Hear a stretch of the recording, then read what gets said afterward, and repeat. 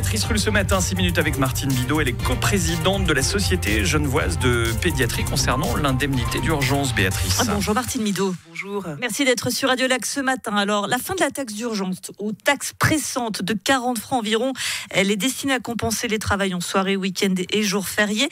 Et elle était menacée en fin d'année. Vous avez menacé vous-même de faire une grève. Finalement, vous avez suspendu cette grève. Depuis, vous avez tenu une assemblée générale sur le sujet pour faire un point sur la situation. Et justement, quelle est-elle, cette situation, Martine Bidot ? Bon, c'est la déception, l'insatisfaction pour les pédiatres genevois. On pensait qu'on aurait, suite à ce préavis de grève, fait bouger les choses, ce qui a été le cas. On a été reçu par notre conseiller d'État, Pierre Maudet. On a donc été écouté. Notre conseillère fédérale aussi, Madame Baumschneider, a demandé aux partenaires de se mettre autour de la table. Donc nous, on y a cru. Raison pour laquelle on n'a pas vraiment fait la grève. On a fait juste une diminution des horaires pendant cette période-là pour maintenir la pression, mais en espérant qu'il y aurait quelque chose qui en sortait. Et puis, voilà, finalement, on a une compréhension commune entre la FMH et Prio Suisse qui ne nous satisfait pas et qui ne change pas la donne. Concrètement, donc, rien n'a changé. Ça veut dire quoi ? Ça veut dire qu'il va y avoir une grève ? Il ne va pas y avoir une grève, mais on est en train de rediscuter. Alors, est-ce qu'on continue vraiment finalement ? Maintenant, on en est à un certain nombre d'assurances qui refusent de nous payer cette taxe, donc qu'on facture toujours actuellement parce qu'on estime être dans notre bon droit. On a des indépendants, des médecins indépendants, pédiatres qui sortons de nos cabinets, comme vous le dites, les jours fériés, les soirées, les week-ends, et on estime qu'on doit être valorisé pour ce service rendu à la population. Si on ne souhaite pas le valoriser, nous, on va évidemment plus sortir des cabinets, on va rester dans nos horaires habituels, et puis il n'y aura plus de garde. Ça veut dire donc qu'il y aurait une baisse de l'offre de garde. On va rappeler que vous, pédiatre privé, effectuez 3 services de garde à Genève. C'est une trentaine de consultations par jour, 12 000 par année qui sont effectuées par vos soins, et qui ne le seraient donc plus avec une pénurie finalement ? Oui, un report de ces consultations sur l'hôpital majoritairement. Donc, comme vous dites, 12 000 consultations, 2 à 3 fois moins cher, les consultations par rapport à celles de l'hôpital. Donc aussi une économicité en plus de la qualité parce que c'est des médecins qui sont des médecins indépendants et expérimentés. Donc oui, ce serait un report vers l'hôpital probablement avec un engorgement. On imagine bien l'angoisse des parents qui nous écoutent, qui ont l'habitude de se tourner vers vos centres. Je rappelle ces 3 centres qui sont identifiés, ce qui ne serait plus le cas.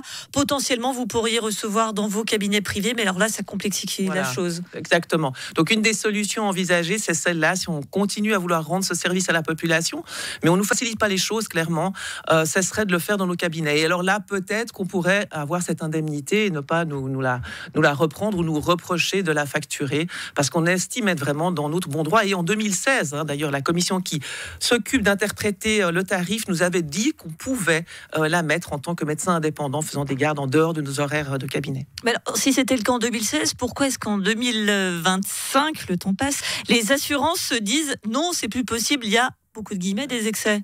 Exactement, donc vous avez vu, le problème vient aussi de cliniques qui mettaient cette taxe.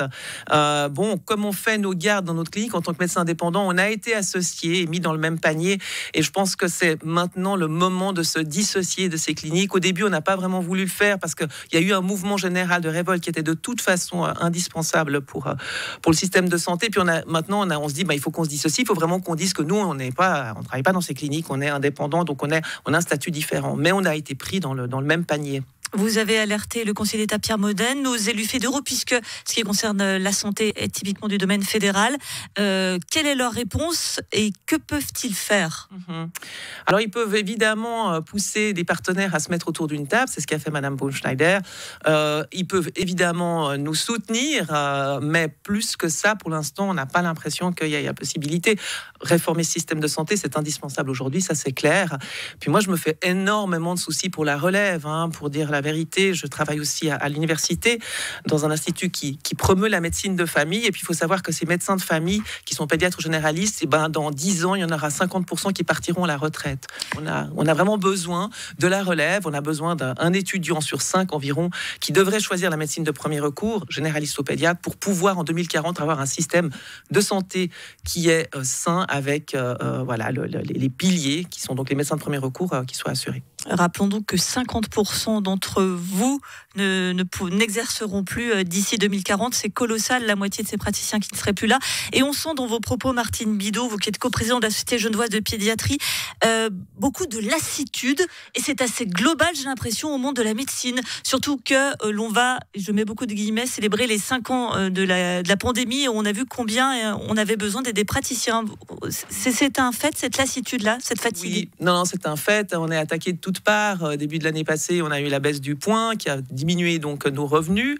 Ok. Ensuite, on a eu cette taxe. Donc ça n'arrête pas. On a l'impression vraiment que tout le monde dit qu'il faut revaloriser cette médecine de premier recours, mais en fait, c'est pas le cas. Maintenant, bon, voilà, le problème des assurances complémentaires, finalement, il nous concerne moins, nous les médecins de premier recours. Mais il y a une attaque ciblée contre les médecins, alors qu'on sait bien que le système de santé, ce qui coûte cher, ce sont les médicaments et pas les médecins en première ligne. Donc voilà, peut-être que la mauvaise cible actuellement, ce sont les médecins de premier recours, mais ça n'est vraiment pas la bonne cible. Merci beaucoup Martine Bidot, coprésidente de la Société genevoise de pédiatrie. Et on l'a bien compris, la situation se tend quand même sur cette taxe d'urgence. Merci d'avoir été sur Radio Lac ce matin.